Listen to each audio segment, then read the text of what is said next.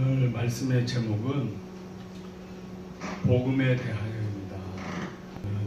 복음에 대해서 흐름을 한번 알려드리고자 이렇게 복음에 대하여라는 제목으로 말씀의 제목을 잡았습니다. 주제 성구는 로마서 3장 22절에서 24절까지 말씀입니다. 찾으실 필요 없이 제가 읽어드릴게요. 로마서 3장 22절에서 24절 말씀. 곧 예수 그리스도를 믿음으로 말미암아 모든 믿는 자에게 미치는 하나님의 의인이 차별이 없느니라. 모든 사람이 죄를 범하였으되 하나님의 영광에 이르지 못하더니 그리스도 예수 안에 있는 성령으로 말미암아 하나님의 은혜로 값없이 의롭다 하심을 얻은 자 되었느니라. 아멘. 그러니까 이 말씀이 우리 모든 사람들한테 이제 해당되는 말씀이에요. 창세기에 보면 이제 아담이 최초의 인간인데 이분이 죄를 짓게 됨으로써 우리 인류에 죄가 들어오게 돼요. 그리고 이 살아가는 삶의 환경이 죄짓기 쉬운 환경으로 바뀌게 돼요. 왜냐하면 선악과를 따먹었다는 의미는 사람이 스스로 선악의 판단을 하기 시작했다는 걸 의미해요. 선악과를 먹음으로써 그 전에는 하나님이 선악의 기준이었는데 선악과를 먹은 다음부터는 자기가 선악의 기준을 정하면서 살아요. 그래서 현대인들은 예수님 믿지 않는 사람들은 자기가 옳고 그름을 판단해서 자기 마음대로 살아요. 그렇다 보니까 어때요? 하나님의 의에 이를 수가 없어요.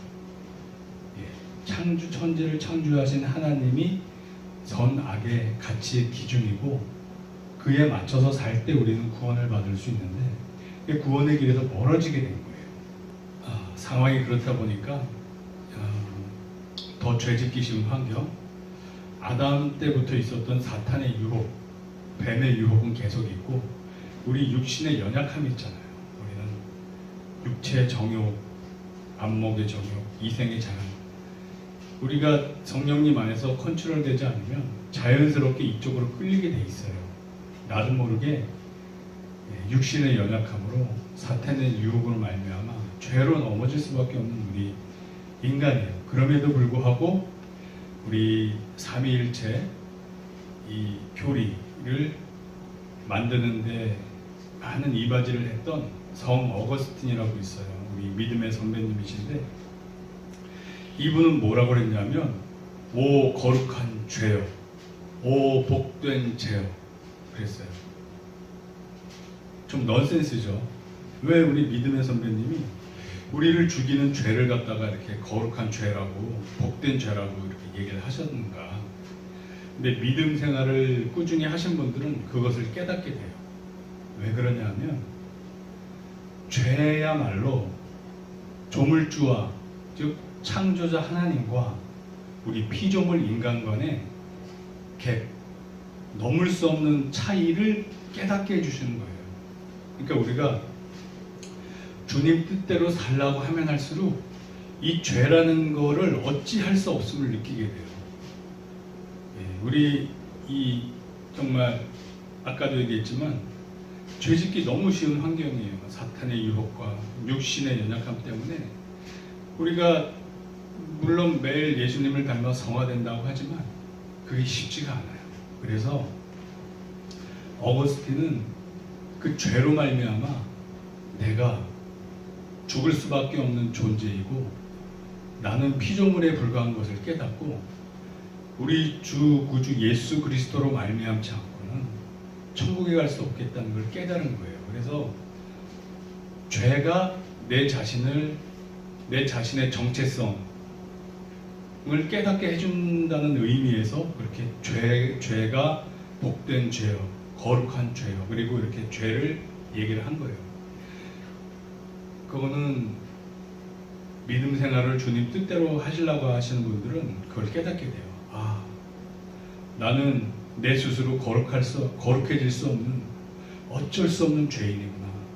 이 죄로 말미암아 더욱 예수님을 사랑하고 더욱 예수님 뜻대로 살아야지, 이런 마음이 들 수밖에 없게 돼요. 그게 하나님과 우리와의 정말 건널 수 없는 벽이라고 해야 되죠. 피조물의 존재 그리고 창조주의 존재의 차이인 거예요. 로마서 3장 9절의 말씀을 보면, 그러면 어떠하냐, 우리는 나으냐, 결코 아니라 유대인이나 헬라인이나 다 죄 아래 있다고 우리가 이미 선언하였느니라. 그러니까 모든 인간이 다 죄 앞에 이렇게 무력해요. 어쩔 수밖에 없어요. 그래서 왜 이스라엘이 복되다 성경은 말씀하고 있냐면, 죄와 죄됨을 율법을 통해서 깨닫게 해주셨어요. 그러니까 이 당시의 이방인들은 스스로가 죄인인지도 몰라요. 뭐가 하나님 기준에서 죄인지 선인지를 알 수가 없어요. 하나님 뜻대로 살 수가 없는 거예요.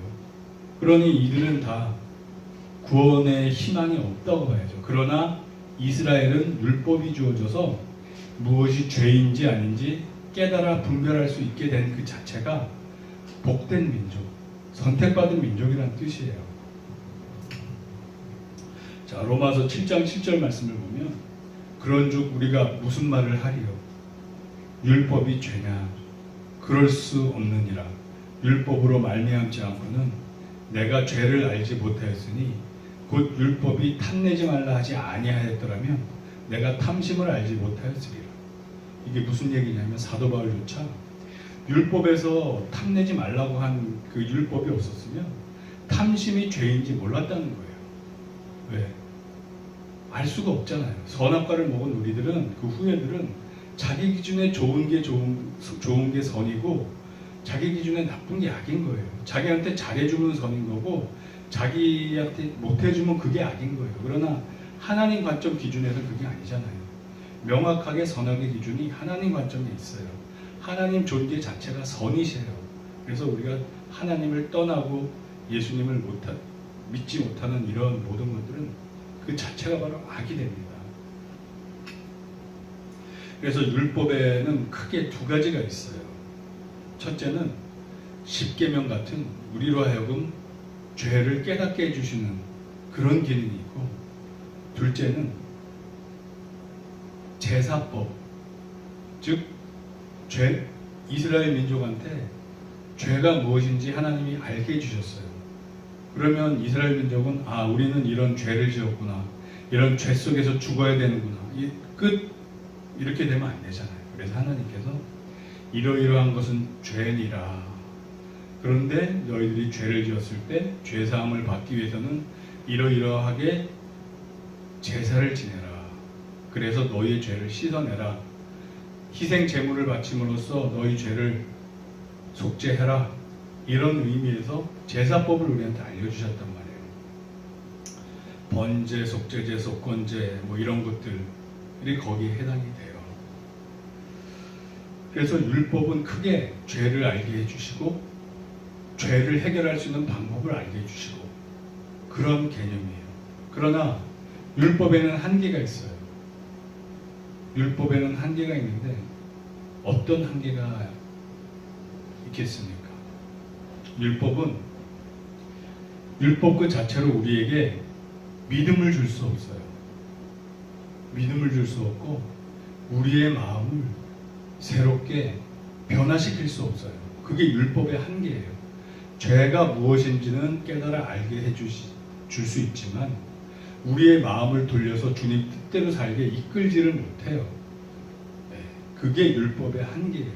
그런데 하나님은 어떠신 분이에요? 하나님은 우리의 마음의 중심을 보시는 하나님이에요. 그래서 사무엘상 16장 7절을 보면 여호와께서 사무엘에게 이르시되 그의 용모와 키를 보지 말라. 내가 이미 그를 버렸노라. 내가 보는 것은 사람과 같지 아니하니 사람은 외모를 보거니와 나 여호와는 중심을 보느니라. 이렇게 말씀을 하세요. 그리고 사무엘상 15장 22절에 보면 사무엘이 이르되 여호와께서 번제와 다른 제사를 그의 목소리를 청종하는 것을 좋아하심같이 좋아하시겠나이까. 순종이 제사보다 낫고 듣는 것이 순양의 기름보다 나으니.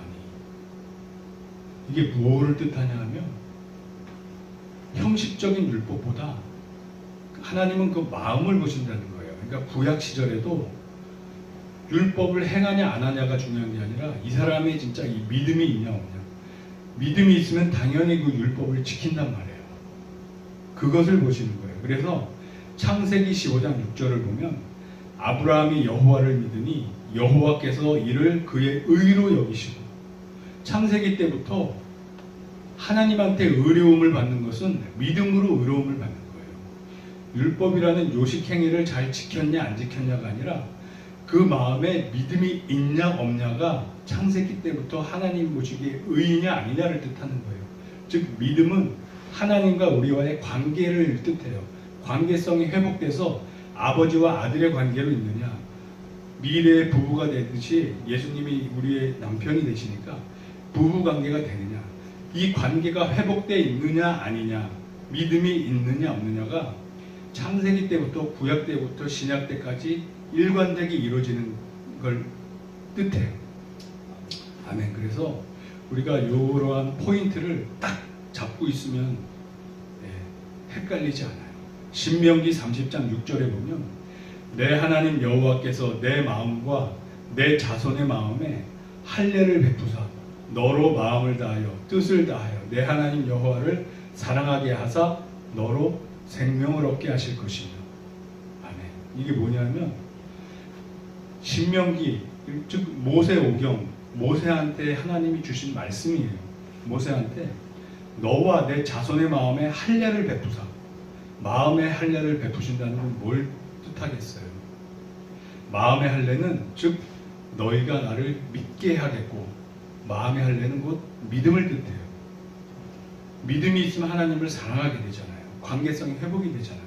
그러면 너로 생명을 얻게 하실 것임이며, 즉 구약 신명기에서도 하나님이 우리에게 하신 말씀이 마음의 할례, 즉 믿음이 있어야 하나님을 사랑하고 하게 되고 그래야 구원받는다는 말씀이에요. 네. 그래서 우리가 구약이라고 해서 믿음이 필요 없었던 시절이 아니란 거예요. 구약부터 해서 하나님과 우리와의 관계성 회복은 믿음으로 일어납니다. 그래서 구원의 조건은 항상 믿음으로 되어 왔다는 것을 우리가 깨달아 알아야 돼요. 자, 그러면 아까 얘기했던 율법의 두 가지 큰 역할이 있어요. 하나는 죄를 깨닫게 하는 거고, 하나는 죄에서 구원받게 하는 법을 알려주시는 거예요. 자, 그러면 구약의 제사법, 우리가 구원받게 해주시는 방법은 신약에 와서 어떻게 바뀌었겠어요? 전에는 짐승을 대신 잡아서 바쳐서 구원받았다면, 신약에서는 예수 그리스도께서 십자가 대속사역을 하셔서 우리가 예수님을 믿기만 하면 죄사함 받고 구원받게 되게 바뀐 거예요. 그러니까 구약에서는 구약의 죄 처리 방법은 희생제물을 바치는 거였지만, 신약에서는 예수님을 하나님의 본체이시자 우리를 구원하시기 위해서 하나님의 아들로 이 땅에 오셔서 말씀이 육신이 되셔서 오셔서 우리를 위해서 죄 없으신 분이 대신 죄 짓고 돌아가셨다는 분, 우리의 구원자임을 믿고 의지하고 신뢰할 때 우리가 죄사함 받고 구원받는 거예요. 구원받는다는 이것이 바로 복음의 핵심이고, 구원의 제사법이 우리 예수 그리스도로 대체가 됐어요. 그래서 더 이상 우리는 예루살렘 성전에 가서 소나 양을 잡아서 우리 죄를 사해 주시옵소서 이렇게 따로 기도할 필요가 없는 거예요. 왜? 예수님이 우리의 대속물로 대신 죄를 지고 돌아가셨기 때문에 예수님이 우리의 구원의 주이십니다 고백하면, 그걸 믿으면 우리 죄는 씻겨져요. 아멘. 아멘. 이게 바로 복음의 핵심입니다. 그러면 율법에 또 하나가 있었잖아요. 죄를 깨닫게 해주시는 기능은 뭐가 있냐? 무엇으로 대체됐냐? 이거는 성령님께서 죄를 깨닫게 해주세요. 물론 십계명 같이 우리가 알고 있는 그 무엇이 하나님 보시기에 선악인가 기준은 그대로 묻지만, 우리가 현대 사회를 살다 보면 십계명 외에도 수많은 다양한 디테일한 죄들이 막 새롭게 있고 분별을 해야 되잖아요. 그럴 때는 우리가 성령님 안에서 성령님께서 양심을 통해서 깨닫게 해주셔요. 그래서 우리가 죄를 깨닫게 해주시는 기능을 성령님께서 또 우리한테 도움을 주셔요. 요한복음 16장 7절에서 9절 말씀을 보면, 그러나 내가 너에게 실상을 말하노니 내가 떠나가는 것이 너희에게 유익이라. 내가 떠나가지 아니하면 보혜사가 너희에게로 오시지 아니할 것이요, 가면 내가 그를 너희에게로 보내리니 그가 와서 죄에 대하여 의에 대하여 심판에 대하여 세상을 책망하시리라. 즉 무엇이 죄인지 무엇이 의인지 이런 것들을 알게 해주시겠다는 거예요. 그러니까 율법에서 하던 그런 것들을 좀 더 명확하게 신약의 기준에 맞게 우리로 하여금 알게 해주세요. 성령님께서. 죄에 대하여라 함은 그들이 나를 믿지 아니하니요. 그러니까 가장 큰 죄가 뭐냐면 예수 그리스도를 우리의 구주로 믿지 않는 게 죄의 근본이 되는 거예요. 이제는. 과거에는 뭐 여러 가지 죄들이 많았고 그거를 회복하기 위해서는 막 이렇게 소 잡고 양 잡고 비둘기 잡고 막 그랬잖아요. 이제는 그런 것들이 다 예수 그리스도로 통괄이 됐어요. 그래서 예수님 안 믿는 그 자체부터 죄의 본질이 시작되는 거예요. 왜? 예수님만 믿으면 모든 죄가 다 죄 사함 받고 구원받게 되고 새 사람이 되게 되니까. 이 성령님이 오셔서 이런 역할을 하실 거를 구약에서도 말씀하고 계세요. 에스겔 36장 26절에서 27절 말씀을 보면, 또 새 영을 너희 속에 두고 새 마음을 너희에게 주되 너희 육신에서 굳은 마음을 제거하고, 강팍한 목에 고든 이스라엘 백성 같은 사람들한테 굳은 마음을 제거하고 부드러운 마음을 줄 것이며, 즉 믿음을 만들어 주시겠다는 거예요. 또 내 영을 너희 속에 두어 너희로 내 율례를 행하게 하리니 너희가 내 규례를 지켜 행할지라. 즉 성령님으로 말미암아 우리가 예수 믿고 제사함 받은 다음에 주님 뜻대로 살면서 성령님의 열매를 맺을 수 있게 해주시겠다는 뜻입니다. 아멘. 아멘. 그래서 결론은 구약이나 신약이나 구원은 믿음을 통해서 받아요. 그런데 이스라엘 민족이 왜 실패했냐? 구원을 율법을 통해서 받는다고 착각을 했어요. 율법의 형식을 지키면 구원받는다고 착각을 했어요. 사도 바울이나 바리새인들 보면 얼마나 그 형식에 열심히 지켰어요. 그럼에도 불구하고 사도 바울이 예수님의 은혜가 아니었으면 지옥 가는 거였습니다. 예수님을 만나고 믿음으로 구원받는다는 이 복음의 진리를 깨닫고 나서야 믿음이 생긴 거예요. 바리새인이나 이 사도 바울 같은 사람들은 하나님을 믿고 진짜 올바로 믿고 그래야 구원받는 것을 나중에 깨닫게 된 거예요. 그러나 예수님 시절에도 누가복음에 2장에 나오잖아요. 시므온이나 안나 같은 선지자는, 그분들은 바리새인들은 형식에만 치중했지만 이 사람들은 하나님에 대한 진짜 믿음이 있었어요. 그랬더니 하나님이 예수 그리스도, 태어난 어린 예수 그리스도가 구세주 메시아라는 것을 이분들은 다 깨달아 알고 그걸 선포를 했어요. 진짜 믿음이 있었던 사람들은 사도 바울 시절, 그 시절에도 하나님이 함께 하시고 진리를 알게 해주셨어요. 그러나 사도 바울은 믿음에 있지 못했죠. 율법 형식을 지키는 거에만 열심히 있었지 진짜 믿음이 없었어요. 시므온이나 안나 같았으면 예수 그리스도를 단번에 알아봤어야죠. 그만큼 당시에 바리새인들은 복음에 대한 믿음에 대한 깨우침이 없었던 거예요. 하나님은 우리 중심을 보신다고 믿음 없이 아무리 제사를 하면 뭐예요? 순종이 제사보다 낫다. 즉 하나님의 말씀을 듣고 믿고 행하는 게 중요한 거지, 형식적으로 이렇게 뭐 제사 지내고 마음은 딴 데가 있으면서 그런 거는 하나님께서 받으시지 않으셔요. 그거는 우리가 억지로 헌금하는 거나 마찬가지예요. 억지로 헌금하면 하나님께서 받으시지 않으신다고 하잖아요. 그 마음의 중심을 보시잖아요. 그래서 그 구약 사람들이 그래서 율법을 못 지켜서 구원받지 못한 게 아니라 믿음이 없어서 구원받지 못했던 거예요. 믿음이 있었으면 당시에도 율법을 하나님이 행하라고 하셨기 때문에 율법을 지키게 된단 말이에요. 근데 그거를 못한 거예요. 근데 지금의 시대에 와서는 어떻게 됐어요? 성령님께서 우리 안에 오셨잖아요. 성령님께서 오시고 고린도 후서 5장 4절에서 5절에서 뭐라고 말씀하세요? 성령님이 구원의 보증이시라고 그러셨잖아요. 즉 예수님을 믿으면 내 입으로 예수님을 구주라고 시인하면 그때부터 성령님이 우리 안에 내주하십니다. 그러면 우리는 구원받은 거예요. 성령님이 우리 안에 계시면 열매를 맺고 싶지 않아도 맺게 돼 있어요. 진짜 믿음이 있으면 이 씨가 뿌려졌기 때문에 열매를 맺게 돼 있어요. 성령님의 열매를 맺게 돼 있어요. 그래서 그 나무를 모아 좋은 열매를 맺으면 좋은 사람, 나쁜 열매를 맺으면 나쁜 사람, 그렇게 분별하라고 예수님께서 우리에게 가르쳐 주신 거예요. 구약에서는 믿음이 있는 사람은 율법을 행하게 되고 율법으로 표현되는 거였고, 지금 신약에서는 진짜 믿음이 없냐는 우리가 성령님으로 말미암는 열매가 그 사람에게 나타나느냐 아니냐로 분별할 수 있게 됩니다. 아멘. 아멘. 그래서 구약이나 신약이나 구원의 길은 올바른 믿음에 있어요.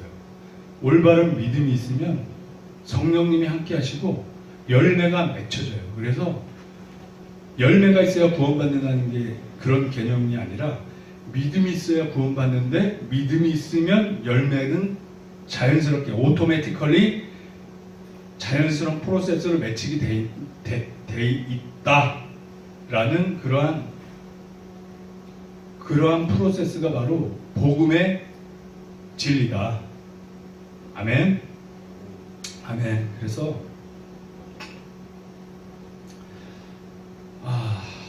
그래서 오늘은 다 알고 있는 내용이지만 복음이 무엇이냐, 이 구약에서부터 신약에 이르기까지 아담으로부터 죄가 들어왔고 그 이후에 그 죄에서 벗어나기 위해서 하나님이 율법을 통해서 죄를 알게 하시고 제사를 통해서 죄사함 받게 해주시고, 하지만 구약의 이 제사법은 너무나도 부족하잖아요. 제사 지내고 왔다 또 죄 졌어요. 그러면 소나 양을 잡아야 되는데 돈 없는 사람은 어떻게 해요? 그리고 그 성전에 1년에 한 번 정도 예루살렘 성전에 그 수십만 수백만이 가서 순서대로 하는데 여러 가지로 죄사함 받는 절차가 까다롭고 복잡하고 바로바로 해결될 수가 없어요. 네. 그래서 예수 그리스도께서 이스라엘 민족뿐만이 아니라 온 세상 사람들을 다 구원하시기 위해서 대성물로 이 땅에 오셨고, 그분을 믿음으로 믿기만 하면 구원받고, 또 다른 보혜사 성령님이 우리 안에 내주하심으로써 죄를 깨닫게 하시고 회개케 하시고 하나님을 믿게 하시고 성령님의 열매를 맺게 하셔서 천국이 여기 있다 저기 있다 것이 아니라 너희 마음속에 있다고, 우리 안에서 천국이 이루어져요. 하나님 나라는 먹는 것과 마시는 것이 아니에요. 오직 성령님 안에 있는 의와 평강과 희락이라. 우리가 기쁨과 평안을 누리면서 이 땅에서 하나님 나라를 누릴 때 성령님의 열매를 맺으면서 이 땅에서 천국을 누리며 또 하나님 부르실 때 진짜 우리가 영생하는 천국에 들어가서 하나님과 영원히 잘 살 줄로 믿습니다. 아멘. 아멘. 그래서 이곳에 오신 우리 형제자매님들 예수님 잘 믿으시고 그런 믿음의 동역자, 믿음의 동역자, 믿음의 방패막이 왜 남자의 갈빗대에서 아담의 갈빗대에서 하와를 만드셨을까? 저는 그렇게 해석을 해요. 이 갈빗대가 보호하고 있는 것은 우리의 심장이에요.